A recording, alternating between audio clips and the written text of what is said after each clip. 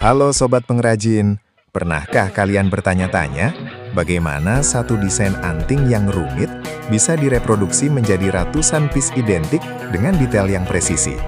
Jawabannya bukan sihir, tapi kombinasi dua skill fundamental, soldering master model yang sempurna dan pembuatan rubber mold yang tepat.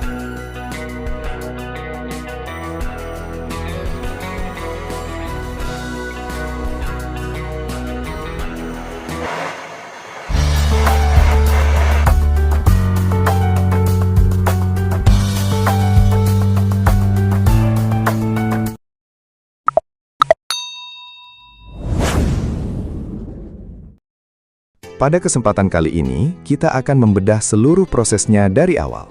Kita mulai dari tahap paling krusial, menyolder komponen master model anting agar siap jadi induk cetakan. Lalu, kita masuk ke dapur produksi, proses vulkanisasi karet hingga menjadi mold yang tahan panas, dan diakhiri dengan teknik injeksi lilin wax yang benar agar tidak ada cacat saat casting nanti. Ini adalah panduan lengkap buat kalian yang ingin upgrade dari sekedar membuat satu perhiasan menuju produksi massal yang efisien. Siapkan catatan kalian, karena kita mulai sekarang. Langkah pertama adalah menciptakan master model yang sempurna. Kenapa harus sempurna? Karena setiap goresan, setiap celah solder yang buruk di master model akan terkopi persis ke ratusan cetakan nantinya. Di sini, kita melihat komponen anting yang sangat detail. Lihat bagian setting batu dan tangkainya.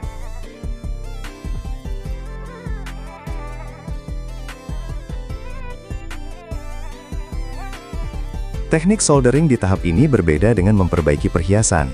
Jadi, kita menggunakan flux pasta berkualitas tinggi untuk memastikan aliran solder kapiler masuk ke setiap sambungan mikro. Perhatikan bagaimana saya memotong kawat solder menjadi potongan seukuran kepala peniti.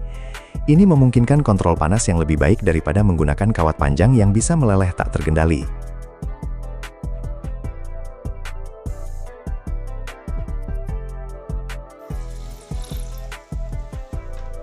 Poin kritisnya adalah jangan overheat. Logam master model, biasanya perak atau brass, harus cukup panas untuk menarik solder, tapi tidak sampai berubah warna atau terbakar. Gunakan api bagian dalam, inner cone, yang biru dan tajam. Setelah disolder, bersihkan sisa flux dengan air panas atau ultrasonic cleaner. Permukaan harus mulus tanpa pori-pori. Jika master model sudah oke, baru kita lanjut ke tahap berikutnya, membungkusnya menjadi cetakan.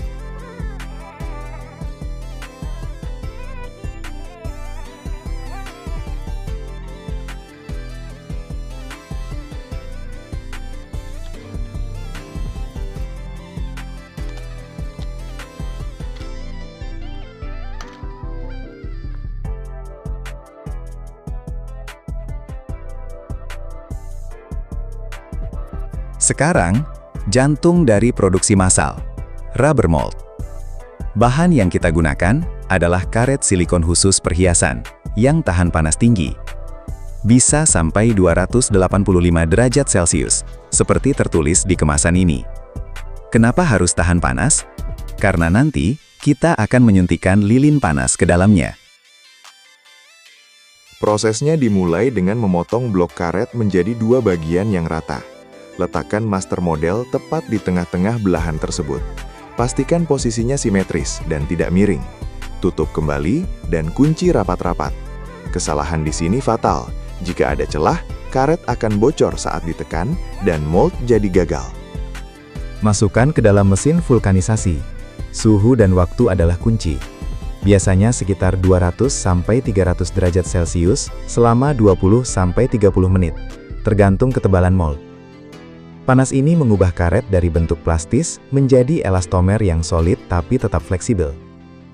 Setelah matang, keluarkan dan biarkan dingin total sebelum dibuka.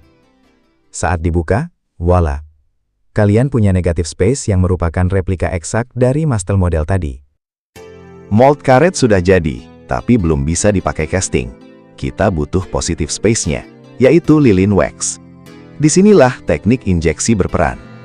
Panaskan wax injector sampai lilin mencair sempurna. Konsistensinya harus seperti madu kental, bukan air dan bukan padat. Tempelkan nozzle injektor ke saluran masuk mold. Tekan tuasnya. Disinilah skill terasa. Tekanan harus konsisten. Terlalu keras, lilin bisa merusak detail mold atau menyebabkan flash. Lilin berlebih di sambungan. Terlalu lemah, lilin tidak mengisi ujung-ujung detail anting, dan hasilnya bolong. Tahan tekanan beberapa detik agar lilin mengisi semua rongga, lalu lepaskan. Biarkan mold dingin sejenak agar lilin mengeras. Buka mold karet dengan hati-hati, tarik perlahan dari sisi-sisinya, jangan dipaksa. Jika dilakukan benar, lilin akan keluar dengan permukaan halus, detil tajam, dan siap untuk proses casting selanjutnya. Lihat hasilnya, presisi kan?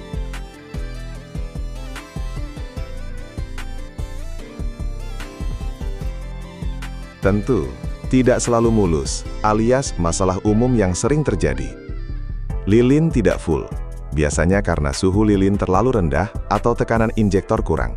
Coba naikkan suhu 5 derajat. Mold cepat rusak. Pastikan suhu vulkanisasi tidak melebihi spesifikasi karet. Overheating membuat karet getas. Detail hilang. Cek master model awal. Jika solderingnya buruk, jangan harap mold bagus. Juga, pastikan karet benar-benar rapat saat divulkanisasi.